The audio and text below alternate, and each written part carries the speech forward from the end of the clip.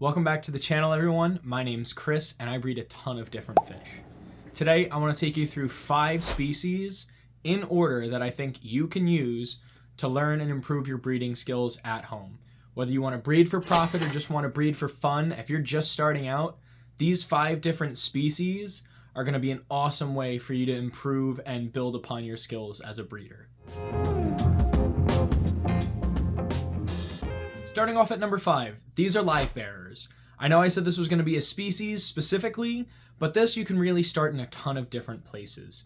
I personally keep guppies, endlers, mollies, platies, and swordtails. All of them are great options for you to start off with your live bearers. They are fish that are going to introduce you to raising fry, especially in an environment where the species provide no paternal care. So these fish will eat their own babies. They will be cannibalistic. So it really gives you ways to learn how to raise baby fish up to adults in a tank, especially in a more community setting, and just kind of give you the feeling on whether or not you like working with baby fish. To breed them, all you need to do is have a tank with a lot of plant cover and let them go. They survive in a lot of different varieties of water parameters, whether it is softer water or harder. I have some harder water with a higher pH around 7.6 out the tap, and they've all kicked no problem for me. You can also use floating baskets to try to isolate parents and let fry come out and swim into the larger container if you're trying to have a higher survival rate. This is more on the end of breeding for profit rather than breeding to learn how to breed fish, but this is a method that can allow you to have more fry survive and basically get more guppies, mollies, platies per batch of fry that each female drops. I personally haven't used this one, but it's definitely something that if I was working with these live bearers and trying to produce them en masse, I would certainly be using. Live bearers are an awesome first species to breed, and while it's not a very specific scientific species, you have a ton of options to start your fish keeping and breeding journey. Number 4 on the list, we've got bristlenose plecos. I chose these, one, because I have a super soft spot for plecos, but also it's a great introduction to egg-laying species that need specific conditions. A species that provides parental care, they're a cave spawner. Basically, they go into these caves, a male will court a female in, she'll lay eggs, he'll fertilize them, he'll kick her out, and then he fans and watches over these eggs until the fry come to maturity. When you're setting up a tank for these guys, you're going to want to make sure you have a good water volume. So I have a 20 long, which is kind of small for these guys. If you can do a 40 breeder, that's perfect to get a good colony of them going. But you're going to want some caves. I use these gardening spikes from Amazon. They're super cheap and they make it really cost effective for my bigger bristlenose. But you can also grab some pleco caves. You can build some slate ones, or you can buy some of the slate ones I make. And it just gives you a ton of different options. You're going to want to make sure there's some wood. That's going to help produce tannins into the water. It's also going to help create a surface area for biofilm, let the plecos rasp on the wood. Well, they don't eat the wood as the wood breaks down. It's a place where a ton of microfauna and food sources are going to grow for your baby plecos, and this is a great area for that. You're also going to want some plants. I always add plants in all my tanks. It just benefits. It gives them cover, it gives them a sense of security, and it also helps you with your cycle and making your tank a bit more of an ecosystem. When we're talking diet with these guys, you know, we started off with live bearers where you can feed them flake, you can really feed them whatever.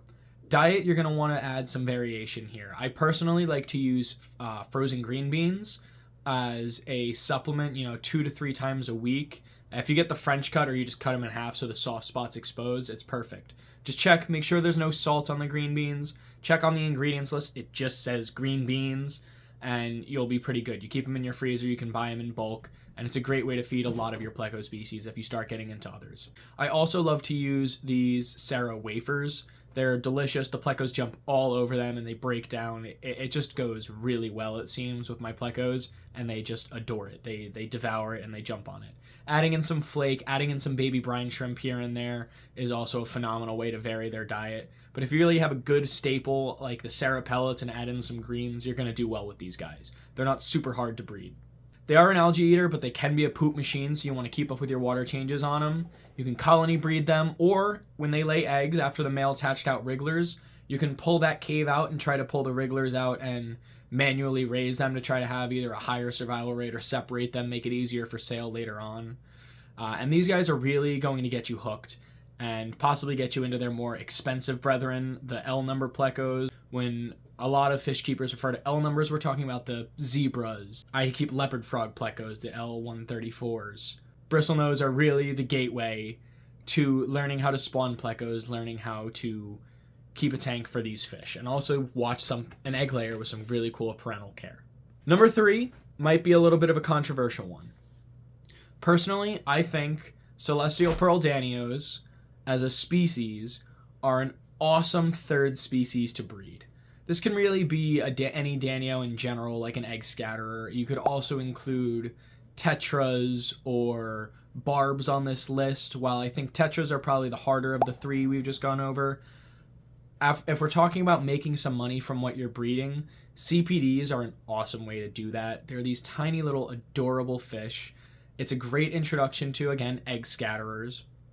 And you can make some decent money when selling them, whether it's to other people around you, your friends in your local fish club, or some of your local stores. Just make sure you're getting really good CPDs, nice, fat, healthy, colorful ones, because you don't want to be breeding up weak fish. That kind of goes for everything on this list, but make sure you get excellent condition fish. The tank setup for these guys is really simple. You're going to want some cover, but you're not going to want a ton of plants except over your collection spot. This is where moss is perfect. I use an automatic egg catcher that they'll lay eggs in it and it will suck the eggs up a tube and put it in a breeding box for me. You can get around this by using a takeout cup with a rock in it and just put some moss over and check it each day.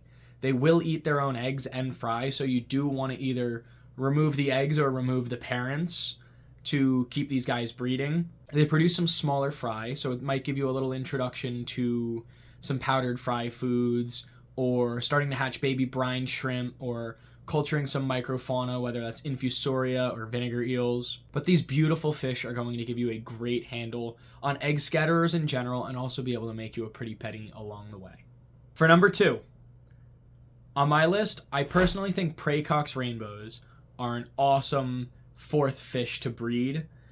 Many of the easier rainbow species, they take a while to grow up, but breeding them can be super rewarding, especially when you bring up your first batch.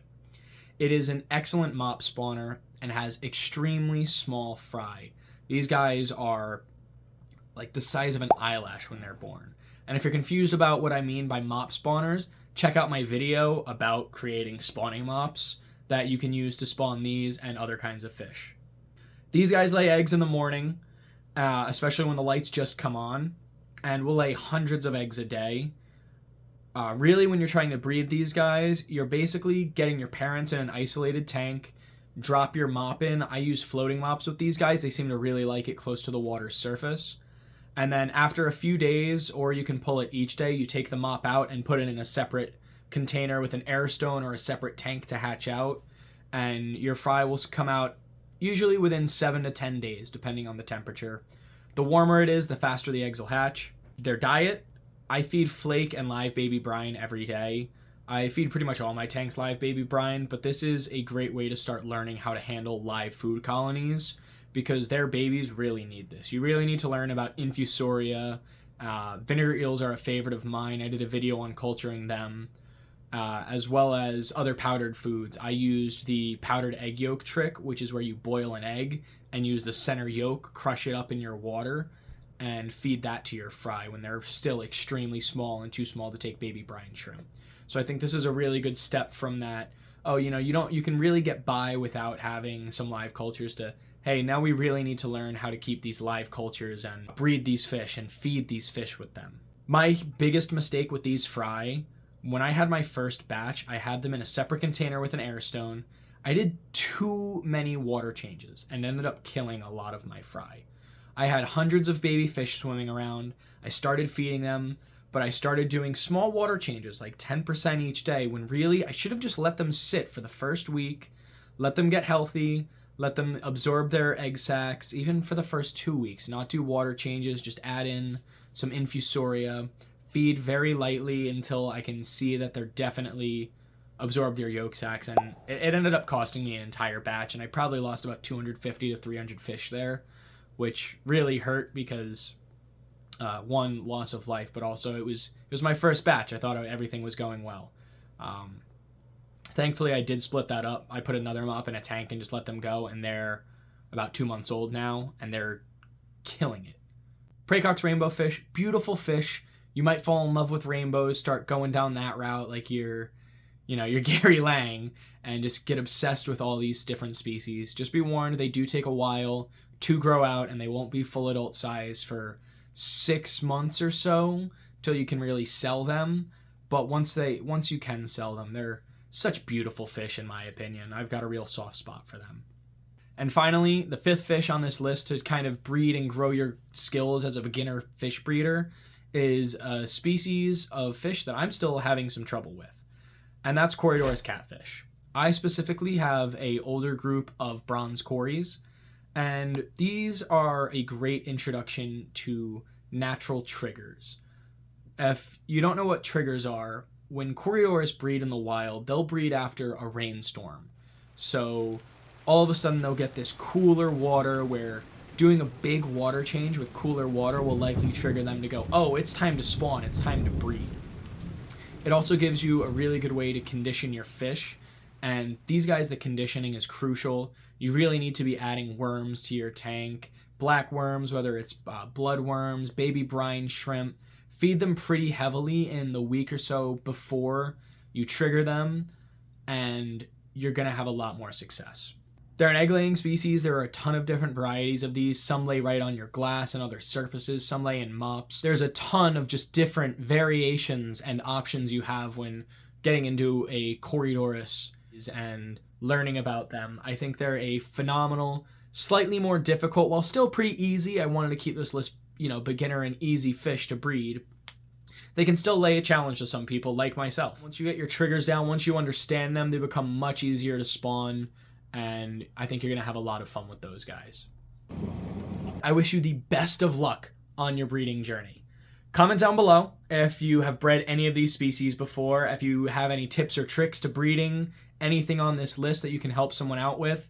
Make sure you subscribe for more tips and breeding guides as well as my mistakes. And check out this tour of the fish rooms to get a snapshot of what I'm currently working on. Have a good one, everyone. Thanks for watching.